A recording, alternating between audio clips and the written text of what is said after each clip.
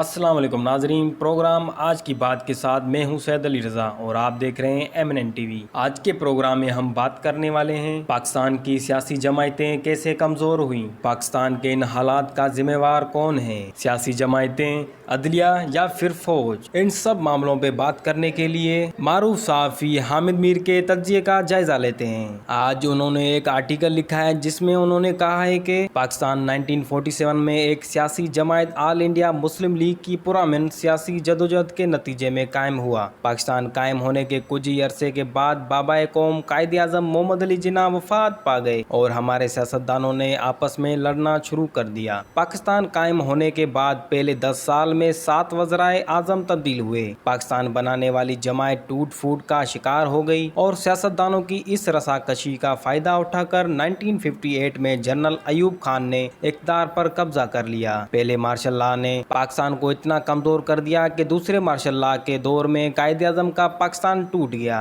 1947 سے 1971 کے دوران 24 سال میں 2 آئین لائے گئے۔ 1956 کا آئین وفاقی پارلیمانی نظام کا نمائندہ تھا۔ 1962 کا آئین پاکستان میں صدارتی نظام لایا۔ دونوں آئین فوجی ڈکٹیٹروں نے توڑ دیے۔ 1973 میں ذوالفقار علی بھٹو کے دور میں ایک تیسرا آئین منظور کیا گیا اور اسی دور میں بھٹو صاحب ہالینڈ سے ڈاکٹر عبد القدیر خان کو پاکستان لائے اور اپنا ایٹمی پروگرام شروع کر دیا۔ چند سال کے بعد ایک اور مارشل لاء آ گیا۔ پاکستان کے متفقہ آئین اور ایٹمی پروگرام کے بانی کو سپریم کورٹ کے ججوں کی ملی بھگت سے پھانسی دے دی گئی۔ اس کے بعد ملٹری اسٹیبلشمنٹ اور عدلیہ کے گٹھ جوڑ سے سیاستدانوں کو جیلوں میں بند کرنے اور نااہل قرار دینے کا ایک سلسلہ شروع ہوا جو آج تک جاری ہے۔ آج پاکستان دنیا کی 7 ایٹمی طاقتوں میں سے ایک ہے، لیکن اس ایٹمی طاقت کی خود مختاری کا یہ عالم ہے کہ آج پاکستان کا وفاقی بجٹ وزارت خزانہ نہیں بلکہ IMF بناتی ہے۔ IMF کو اپنے قرضوں کی واپسی سے غرض ہے اور حکمران اشرافیہ کو عوام کی نہیں بلکہ اپنے مفادات کے تحفظ کی فکر ہے۔ حامد میر نے مزید لکھا ہے، 1947 سے آج تک 77 برسوں میں پاکستان پر 24 وزرائے اعظم نے 44 سال تک حکومت کی، جبکہ صرف 4 فوجی ڈکٹیٹروں نے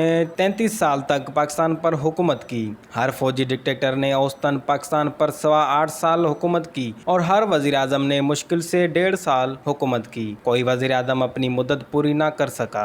اصغر خان کیس میں پیپلز پارٹی کو 1990 کے انتخابات میں شکست دینے کے لیے خفیہ اداروں کی طرف سے نواز شریف اور دیگر سیاستدانوں کو رقم دینے کی شواہد سامنے آئے۔ فیض آباد دھرنا کیس میں 2017 میں مسلم لیگ نون کی حکومت کے خلاف دھرنا دینے والوں کی خفیہ اداروں کے افسران کے ساتھ ملی بھگت کو بے نقاب کیا گیا، لیکن بعد میں پیپلز پارٹی اور مسلم لیگ نون دونوں نے خفیہ اداروں کے ساتھ مل کر اقتدار حاصل کرنے کی کوشش کی۔ 2019 میں army chief general Qamar Javed Bajwa کو ایکسٹینشن دینے میں تحریک انصاف، پیپلز پارٹی اور مسلم لیگ نون سمیت دیگر اہم جماعتیں ایک پیج پر تھیں۔ آج پاکستان کو جن پیچیدہ مسائل کا سامنا ہے ان میں سے اکثر جنرل باجوہ کے خبت عظمت کا نتیجہ ہیں، لیکن ان مسائل کی اصل ذمہ داری ان سیاسی جماعتوں پر عائد ہوتی ہے جنہوں نے جنرل باجوہ کو ایکسٹینشن دے کر نہ صرف اپنے آپ کو بلکہ پاکستان کو کمزور کیا۔ سیاسی جماعتوں کی کمزوری کی ایک اور وجہ یہ ہے کہ ان جماعتوں کی قیادت عوامی حقوق کے لیے جدوجہد کی بجائے پاور پالیٹکس کی اسیر بن چکی ہے۔ ان جماعتوں کی طاقت ان کا منشور نہیں بلکہ کچھ شخصیات ہیں جو اگلے 5 سے 10 سال میں زائد المیعاد ہو جائیں گے۔ نوجوان قیادت بھی پاور پالیٹکس کے راستے پر چل رہی ہے اور اسی لیے پشتون تحفظ موومنٹ کے منظور پشتین اور بلوچ یکجہتی کمیٹی کے ماہ رنگ بلوچ کو زیادہ پذیرائی مل رہی ہے۔ جو انتخابی سیاست پر یقین نہیں رکھتے، بلاول بھٹو زرداری اور مریم نواز کو سوچنا چاہیے کہ چند ہزار افراد کا جلسہ کرنے کے لیے انہیں کروڑوں روپے خرچ کرنا پڑتے ہیں، لیکن منظور پشتین اور ماہ رنگ بلوچ معمولی خرچے سے بڑے بڑے جلسے کیسے کر لیتے ہیں، حالانکہ انہیں قومی میڈیا پر کوریج بھی نہیں ملتی۔ پاکستان ایک سیاسی جماعت نے بنایا تھا، پاکستان کو صرف سیاسی جماعتیں بچا سکتی ہیں۔ سیاسی جماعتوں کو اپنی بقا کے لیے پاور پالیٹکس چھوڑنی ہوگی۔